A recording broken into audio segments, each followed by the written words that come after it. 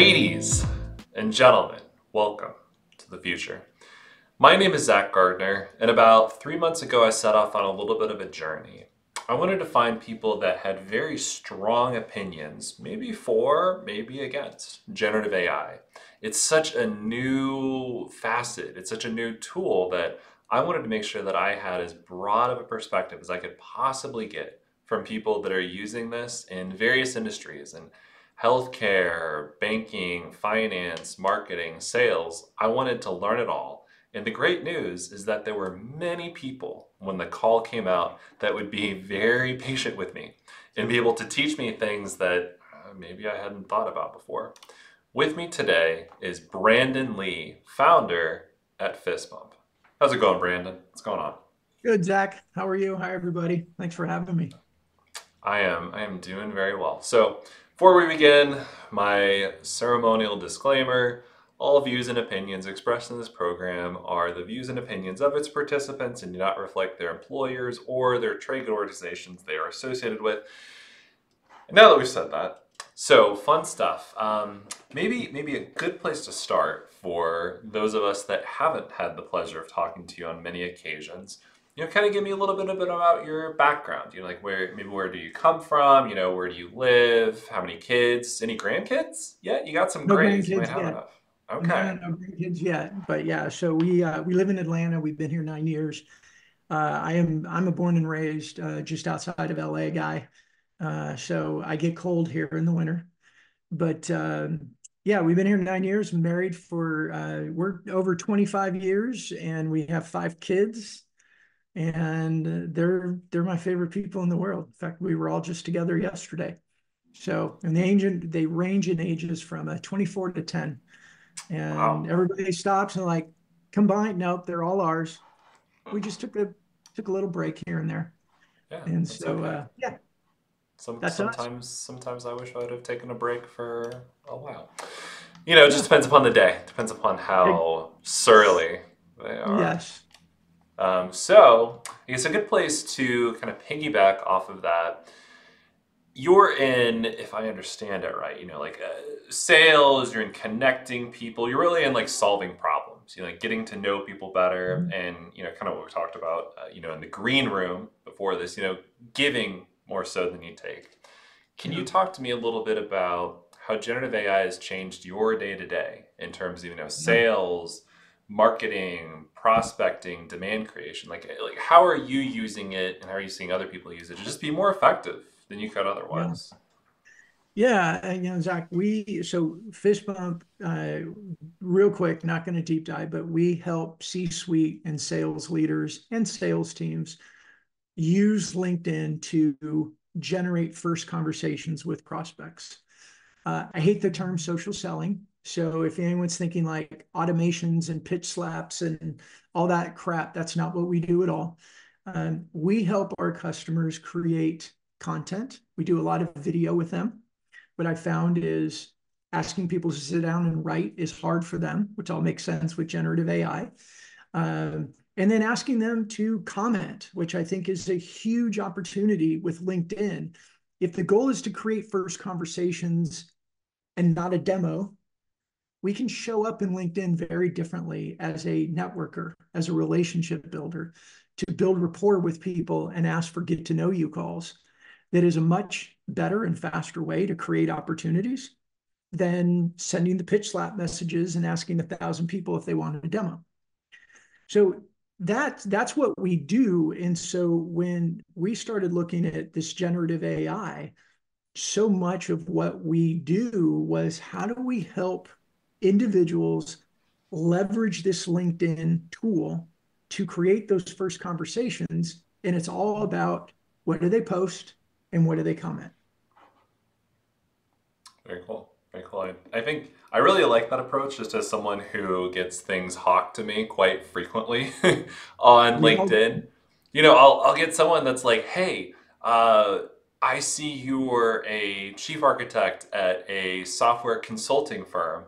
Do you need any entry level React developers? And it's like, well, I mean, you didn't really read what I do, because otherwise you would know, like I go out and I find this. I don't need people to bring them to me. So like 2024, this is a brave new world. Things are changing, inflation's cooling down, we're sort of getting back to the old normal, which I miss, frankly. But Yes. I do at least like the fact that we have, sort of fundamentally changed how we interact with people. No longer is it okay to just, like you said, blast out those messages to 1,000 people saying, hey, you want to try my demo? Want to try my demo? It's like, Mhm. if we're going to do this in 2024, we have to always start with a relationship first. We always have to start with the human beings first, because those are the people we have real relationships with. Those are the people we interact with. Those people are ultimately maybe they're customers, or maybe they'll lead us on to potential other customers. And generative Absolutely. AI is inherently not human. Like it's not like you and me. It's not flesh and blood.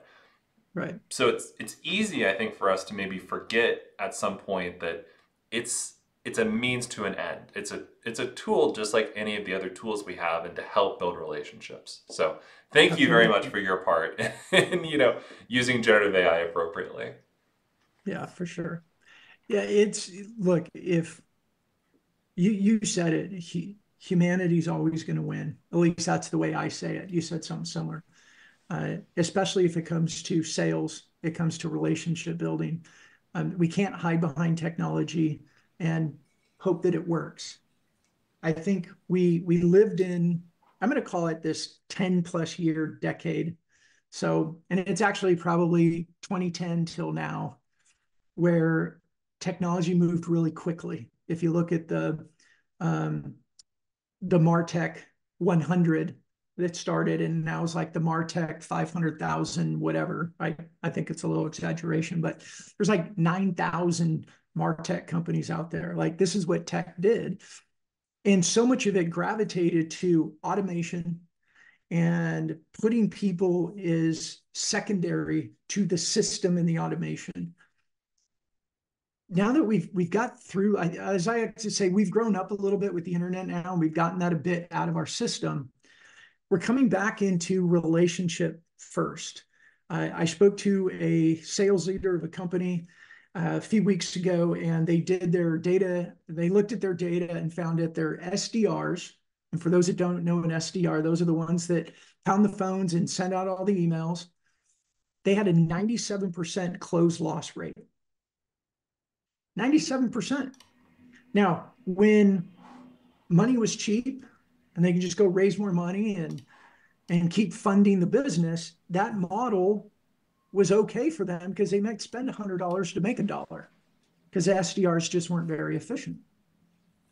But now that money's not cheap, it's not free, and VC uh, investments have tightened up, we're getting back to reality. And for me, that means we've got to be human first, relationship first. And generative AI has a huge opportunity here. I think, like most tech, like I just explained, we created all this automation because we could, and companies bought it because it sounded efficient, and they started, sending out emails and automating cold calls and all that stuff that is slowly started to prove it's ineffective because the humans on the other end got tired of it. I mean, who of us puts our name into a field to download a PDF anymore? We don't do it because we know what's going to happen. We're going to get hammered. I tell this story a lot because it happens every time. I love Salesforce's data. I love their research. I'm not going to be a Salesforce client, but every time I download something, if I put any of my email addresses in there, and I usually stop and I go and look at my phone, because generally within a minute to two at the most, my phone rings and it's somebody from Salesforce. Like, I just wanted to download your research. Right. So we don't do that. We're getting back to the relationship, and I'll stay off that soapbox. But here's where generative AI is so important. If we're building relationships in this digital environment, in this digital world, we have to come with content. And it's one of the scariest things for people to do is to create content. If you think about what's that old expression is the two biggest fears, or people are they're scared of dying, and they're scared of public speaking, not in Mhm. that order. Number one is public speaking, number two is dying, which means at a funeral they'd rather be in the box than giving the eulogy. Well, creating content in social media is like public speaking on steroids because it's a 24/7, 365 environment. And people get really freaked out about creating content. And then I think there's also this generational differences. Like for me, I'm in my early 50s. I grew up in business in the late 80s into the 90s, and the culture was very different. We had phrases like fake it until you make it, Mhm. right? Don't say anything stupid. Like we were conditioned that you kept everything pretty close, and you didn't have to say share your secret sauce with things until you got in the room and you got the opportunity, and then you could start to show some of the secret sauce. And wait till the contract was signed, and then you go and show the whole framework and everything that you would do. Those times have changed because the internet makes information so abundant. So salespeople, product managers, customer service people, C-suite especially, it's all about relationship building, which means we need to create content and we need to have consistently good content. Excuse me. And that means maybe we're responding to an email that a prospective customer asked a question. But if we take the snippets that were pre-written by marketing, we all sound like robots. Mhm. So how can you take like maybe a snippet that was pre-written by marketing, but run it through like a digital twin so then it comes in on my voice, my style, my word choice. So it gives me that more human element, that more personal touch. It is authentic because it's coming from me. It's not automated, but that's where we can leverage the team. Let the message writers write good message, but help me convert it into my own language, my own tone, my own word choice, so that my prospect is dealing with me, not chunks of marketing message, chunks of this message, but it could be a more cohesive, holistic, this comes from me because it comes through me. Mhm. I think authenticity is sort of the underlying theme with everything you talked about there. Like when automation became so prolific, we all got saturated with it, and we could tell that it wasn't coming from another human being. It was coming from, just like these ones and zeros, these like silicone chips just somewhere in like the Silicon Valley. And I'm sort of seeing the same trend happen, especially with computer generated images. Like the background that everyone sees behind, not that this is 100% real, beautifully made in, I think, Pakistan, that I got off India, Amazon. But around me, like this background that we have, it was computer generated imagery. And like people in, a long time ago when we were all so much younger in 2023, like people could see that and like it was really cool at first. It was Yeah, the ability to be able to create images that, like I don't know about you, I don't have an artistic bone in my body. The the Lord of, the land of milk and honey did not see fit to give that to me, but for some reason I can program. So I can right. take what I want to do and describe it to something, and then it will give me, a pretty good representation of what was in my head that I just couldn't do myself. But now we're all a bit older. We all have a bit more gray hairs. 2024. These computer generated images are everywhere. I got more, by the way. Just I'm editing them out in post production, but they're everywhere now. And so we're seeing, Yeah, at least I am seeing a trend, almost like a visceral reaction against being like, oh no, not another one of these, computer generated images where people have like 11 fingers and like half their face is missing. But I yeah. think authenticity and the human connection, I don't think that's ever going to go out of style. Do you? I don't think it will. I mean, I think there's some fears out there that are legit. A buyer's bot could go out and go scan and do some initial chatting based on some sort of like an RFP data. And on a seller side, they could have some AI and a chat tool that engages and it starts conversations and maybe it does the research automated and comes up with three companies it then suggests to the human. I think some of that stuff's legit. It's going to happen. But there's still that we bring it back to the human. And even if it narrows it down to three or five or two, even if it narrows it down to one, there's still going to be that human to human engagement that humans have to still be good and authentic. And any content we create needs to be us. I think, you mentioned it, we went through the automation era when it came to content. And then we got into the personalization era because we realized, oh, the automation's not working. What we have to do is be personal. So now we got things that scan their website and pull out some keywords and send it out.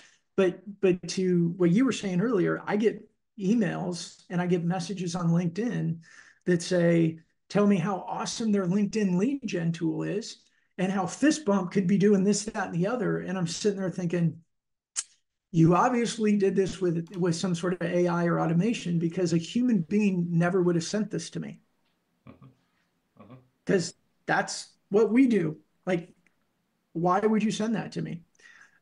So now we've got into that personalization, but we're still missing the point. And it's a numbers game. And look, I know I got some pretty good friends of mine that they like that game. They play the numbers game. They throw out a lot of messages and wait and see what's going to stick. The challenge for me is number one, I don't like doing it. I don't like the way I feel about it, about myself. But number two, in any industry, there's about 3% of your TAM are currently in market. So what you're doing is you're out searching for the demand that's already there, which means you're in a red ocean with all your competitors and you're searching for those that are currently in market. And any industry, maybe there's 1 or 2% left or right of that, but it's about 3%, which means 97% of the people you're spamming, messaging, pitch slapping aren't in market. And you got a really high opportunity to just piss them off Mhm. and kill your brand and your personal brand or your business brand because nobody wants to get annoyed. So if we come back to that humanity side and we use things like this is where I think from a LinkedIn perspective, creating content, part of it is our business content, not from a sales perspective, but a bit about who the company is, who the brand is. Part of it is thought leadership. Somebody that's been in business in the work world for 4 or 5 years has a very different perspective about the business and what they offer and what they do than the CEO that may have started the company 40 years ago. That authentic voice from that person is extremely important for them in what they do with their customers. Again, whether they're customer success, they're on sales or in private, it doesn't matter. Whoever they're communicating with, their own experience, their own perspective to that is really, really important. But it's still very scary for people to create content. And that's where I think generative AI can really help is that as we start to learn how to write prompts, if you will, or we start using things like digital twins, and we say we could do things like this. Hey, everybody on the team, this week the topics we should be talking about are these. So we're all kind of holistically, we're on brand, we're also talking about the same things, but then each one can use generative AI that comes from their own digital twin, their own voice, their own style. It'll obviously help them create something. It'll be more efficient.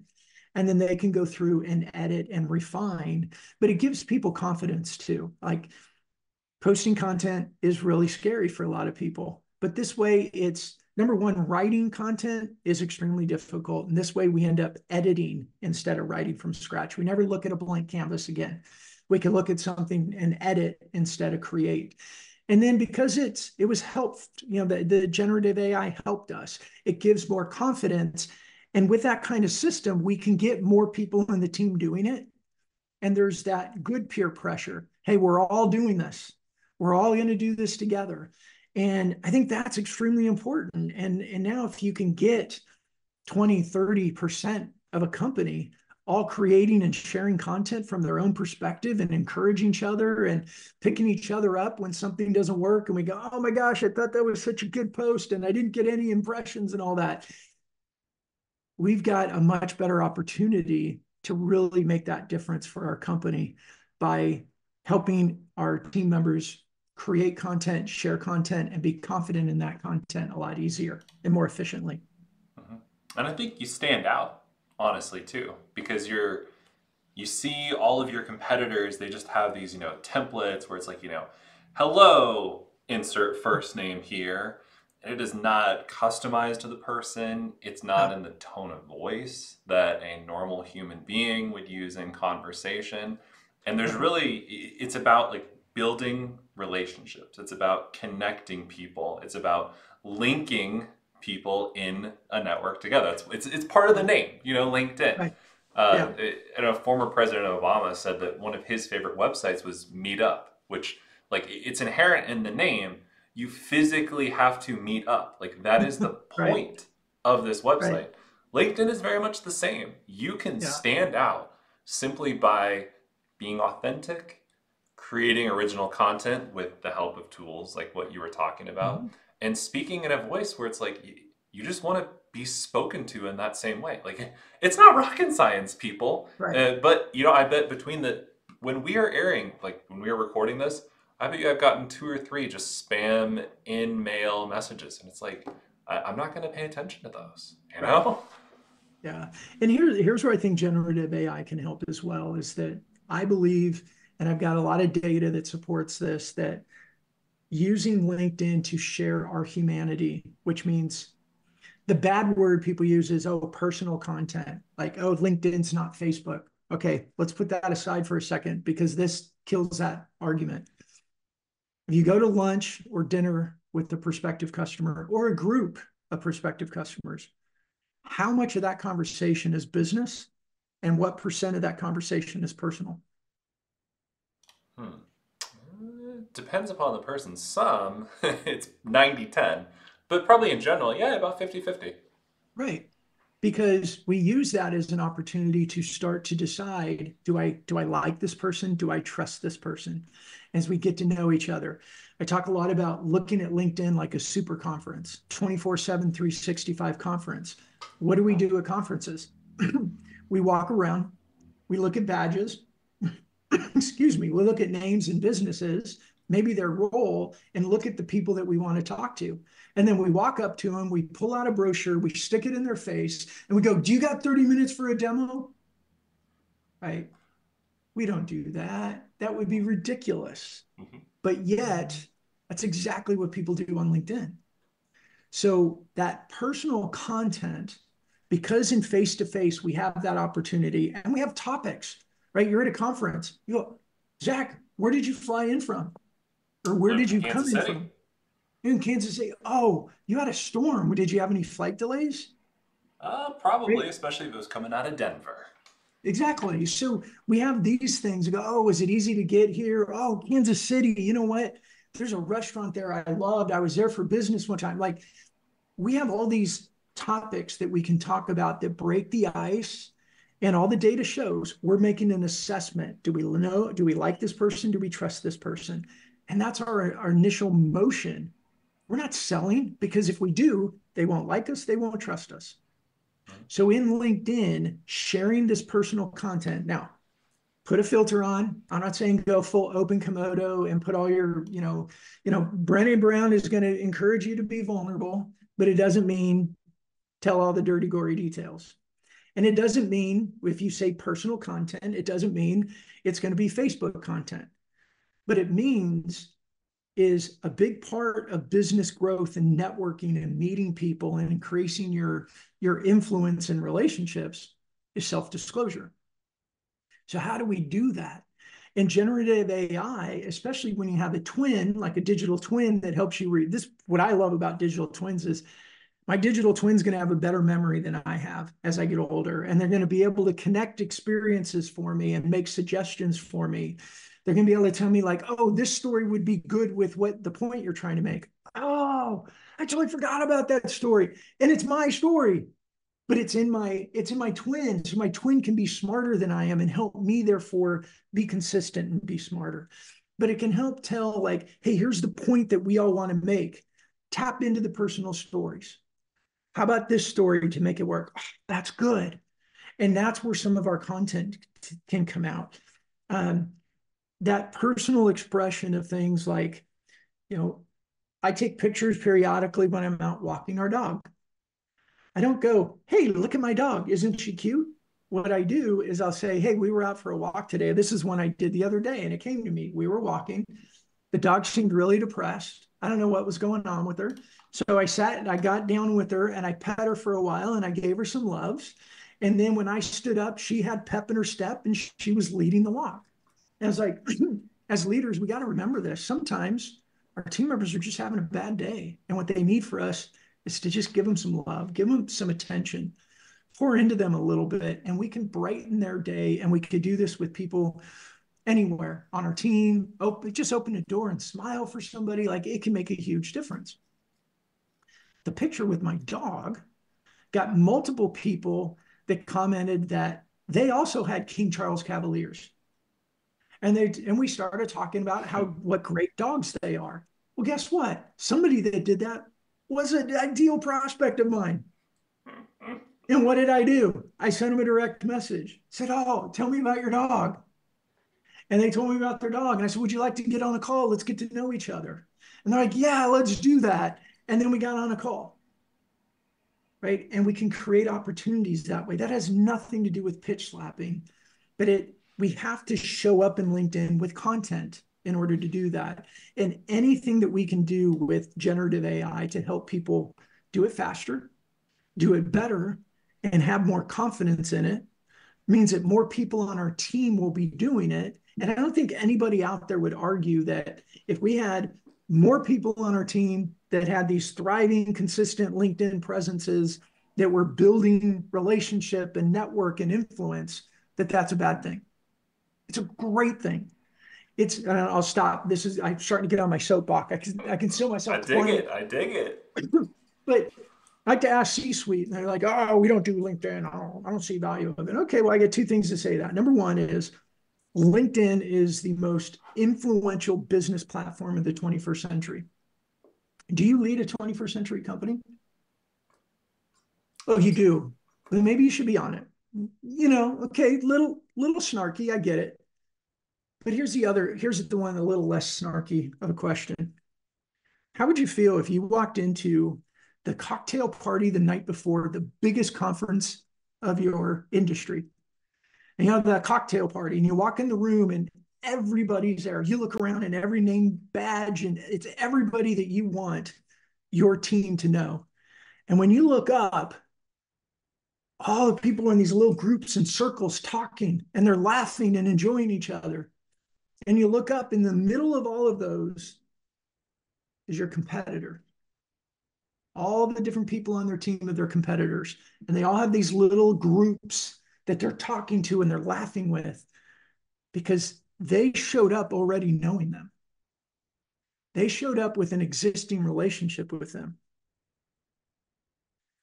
Now, the question is, how would you feel if that was your people that were like in the middle of those groups? That's LinkedIn.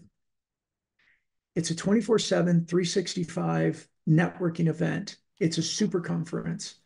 But in order to use it well, you have to be strategic, you have to be consistent, and it takes content. And we've just been given this huge gift in the last 12 months of ChatGPT and other generative AI tools that, when refined and used well, can help us maintain our humanity, be authentic, and most importantly, then be consistent and strategic to use this LinkedIn thing to create conversations with prospects, existing customers, past customers, vendors, partners, all the relationships that we need and have always needed to grow our businesses and our careers for individuals. Man, you want to get that next job? You know what? We've heard this our whole lives. It's not what you know, but who you know. Yeah, what you know is important, but it's who you know. Who do you know? And if you don't know the right people, go to the right conference and meet people. It's expensive. I get it. This one is not. Mhm. Man, that was a I perfect will. way to wrap this conversation up. I couldn't have scripted that better, even if I would have tried. I had to climb off my soapbox. No, I dig it. I dig it. And LinkedIn is a testament. That's how we met. So if people Yeah. want to learn more about you, they want to learn more about Fist Bump, where should they go? I think I know the answer. Best thing is LinkedIn, go figure. It's Brandon Lee Digital. There's a few Brandon Lees out there. You get bonus points if you call me the Crow. I don't get called that nearly as much anymore. But Brandon Lee Digital is my LinkedIn, and getfistbumps.com is our website. And I'd say the one that I love to send people to is I'm a co-host of a show that's called Mastering Modern Selling. Mhm. And I do that with Carson Heddy, who's with Microsoft, and Tom Burton, who's the author of The Revenue Zone. And we have a blast. We have great guests. We have great conversations. And we just spend a lot of time talking about this stuff. And how do we use these digital tools in the most effective way to create conversations that generate opportunities? So that's probably the best place to go. Well, agreed. It is quite the blast. I've commented on that before. So, no, Yes, you thank you have. very much, Brandon. It's always a pleasure to get to talk to Thank you, you. sir. And ladies and gentlemen, see you in the future.